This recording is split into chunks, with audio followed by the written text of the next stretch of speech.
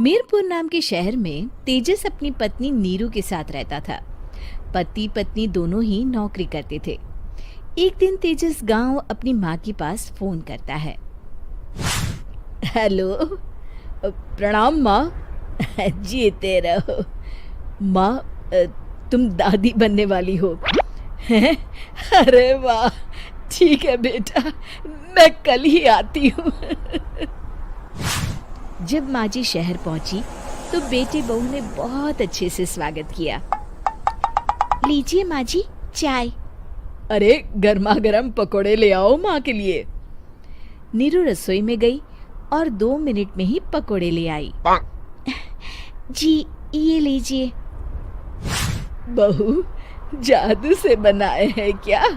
अभी तो रसोई में गई थी। यम्मी। माँ जी, शीला रसोई में पकोड़े तल रही है, मैं बस लेकर आई। हे भगवान, मेरा धर्म भ्रष्ट कर दिया तूने। अब तो गंगा जल से शुद्धिकरण करना होगा। दूसरे दिन, माँ जी मैंने नाश्ता बना दिया है, ऑफिस जा रही हूँ। पर अभी तो घर का सारा काम पड़ा है। शीला आती ही होगी, झाड़ू पोछा बर्तन कपड़े वो सब कर लेगी। हमारे जमाने में घर का सारा काम हम ही करते थे। जी माँ जी, आप बहुत होशियार हैं, मैं घर ऑफिस दोनों नहीं संभाल पाती।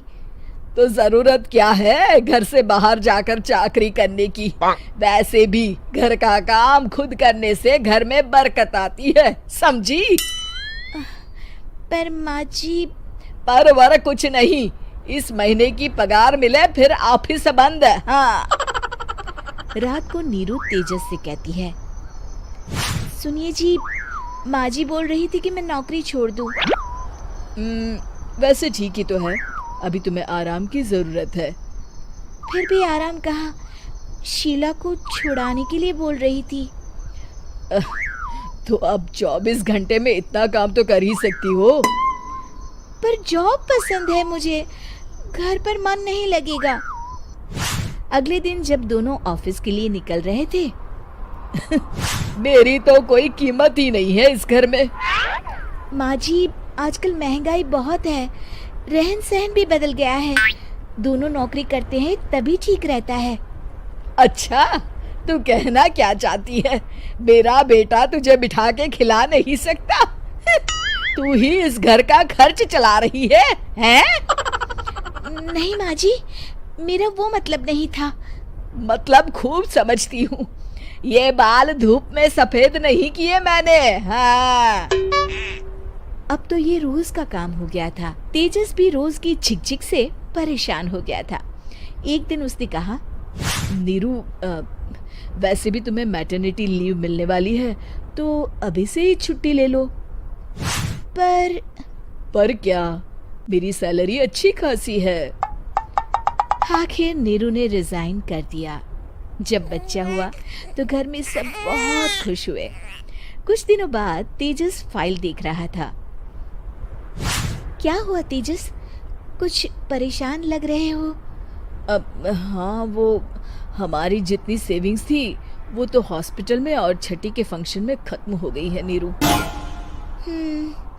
और अभी वैसे मंदी चल रही है तो मैं बोल रही थी कल मुन्ना को हेपेटाइटिस का टीका लगवाना है।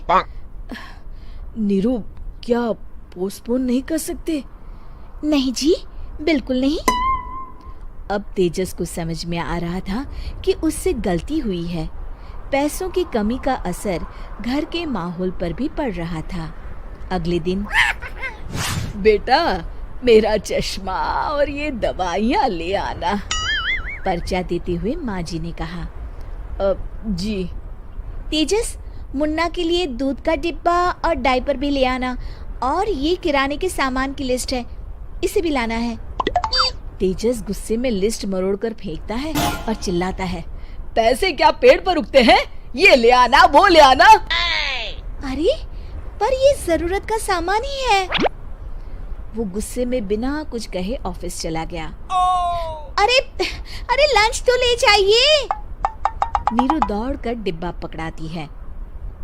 एक दिन खाना खाने के बाद, नीरू, अब तो मुन्ना कुछ बड़ा हो गया, तो अब तुम वापस ज्वाइन कर लो ना जॉब। पर इस रिसेशन में जॉब मिलना बहुत मुश्किल है। ट्राई तो करो। फिर मुन्ना, माँ जी है ना, और एक फुल टाइम मेड भी लगा लेंगे। पर माँ जी, उन्हें तो पसंद नहीं। तभी माँ जी वहाँ आ जाती है और प्यार से नीरू के सर पर हाथ फेरते हुए बोलती है, अब मेरी समझ में आ गया बहू, पहले के और अब के समय में अंतर है। तुम काम शुरू करो, मुन्ना की जिम्मेदारी मेरी। मेरी प्यारी माँ जी, ये कहकर नीरू उनके गले लग गई। शिक्षा, परिवर्तन संसार का नियम है, हमें भी समय के साथ चलना चाहिए। उम्मीद है कि आपको हमारी ये कहानी पसंद आई होगी। कृपया हमारे चैनल को सब्सक्राइब करें और सभी अपडेट्स के लिए बेल आइकन जरूर क्लिक करें। और हाँ, वीडियो लाइक और शेयर करना मत भूलिएगा। Bye bye.